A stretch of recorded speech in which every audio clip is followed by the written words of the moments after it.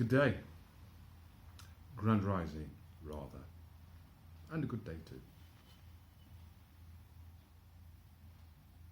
I was at a funeral yesterday of a family friend of the family, my mum's friend, good friend of my mum's, going back before I was born. They've been friends. Back home in Jamaica, they were friends.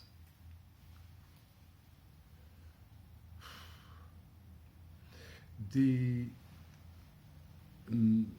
minister, woman that presided over the funeral, evidently she's well known. There was an article about her in the Guardian a couple of weeks ago. I don't know when it was actually. She's the first black woman to be ordained as I don't know. I'm not too sure. It's a big thing anyway. But she had fought hard to get the role that she's in. No, she had to stand her ground. She didn't have to stand her ground, but she's a very principled woman, very aware of her culture, very aware of the issues that women face, very aware of the plight, difficulties, the challenges that what I'm going to be describing as British Moors, of using that phrase or phrases around that to distinguish between melanated peoples on this island, still occasionally known as Great Britain, or Britain. Actually, Great Britain, it covers a wider area. Anyway, she's very, very well versed in all of that, in the issues and the impacts of those issues historically on the identity, sense of self, mental health, if you will, on the British Moor community over time. One of the really good things about this funeral was being able to what we call mole the grave. That is to bury our dead and fill the grave in. Okay, I wasn't able to do that with my aunt, my mum's sister. I wasn't able to do that.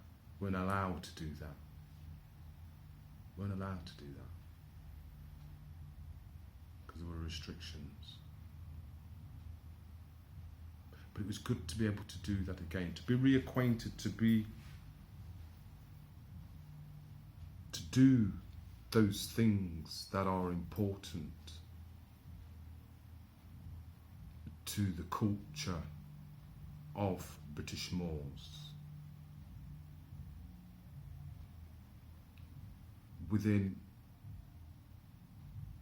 that culture, which people may well understand as Caribbean culture, the ritual that's involved. Not only did we mould the grave and fill the grave, whilst the men do that, the women are singing, holding copes and things. And the minister is saying words, having a chat about the person that's passed. It was good to hear those things again as part of and be part of those things as a cultural norm. And I was there with my mum and my brother.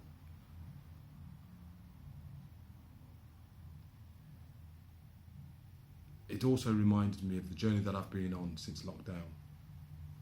And it's also reminded me of how, in the journey that I've been on, understanding and appreciating contracts.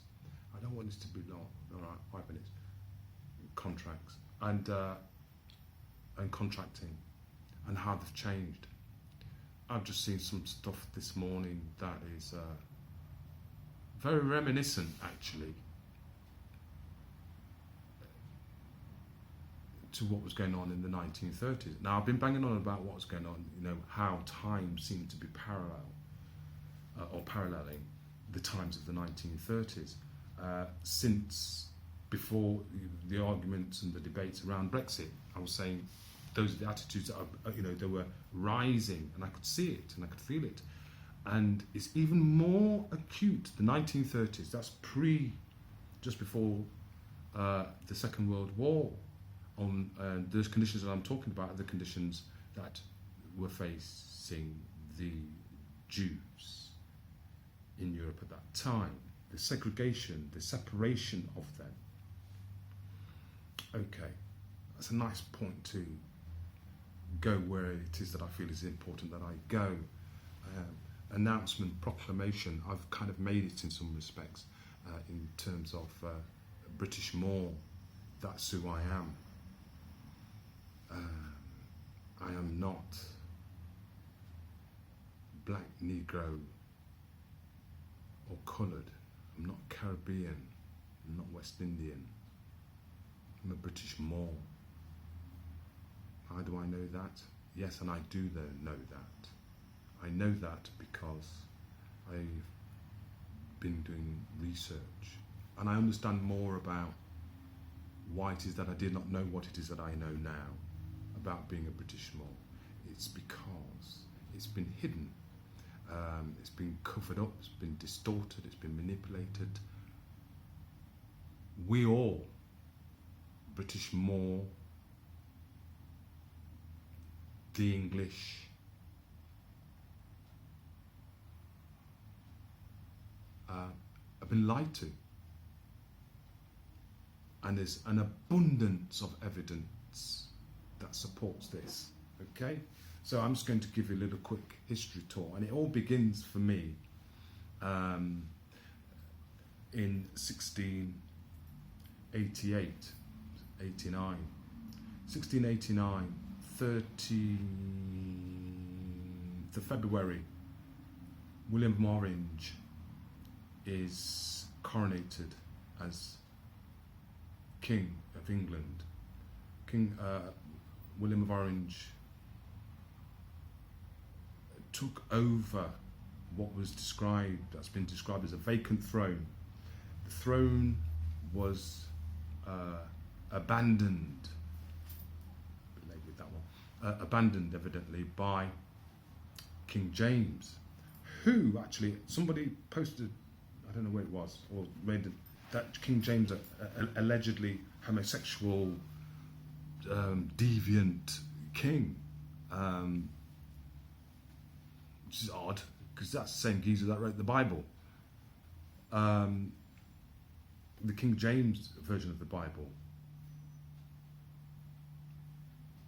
from which the New Testament is partially is a run-on from. But anyway, come back to that later. But apparently he'd abandoned the throne, leaving it vacant for William of Orange and his cousin Mary,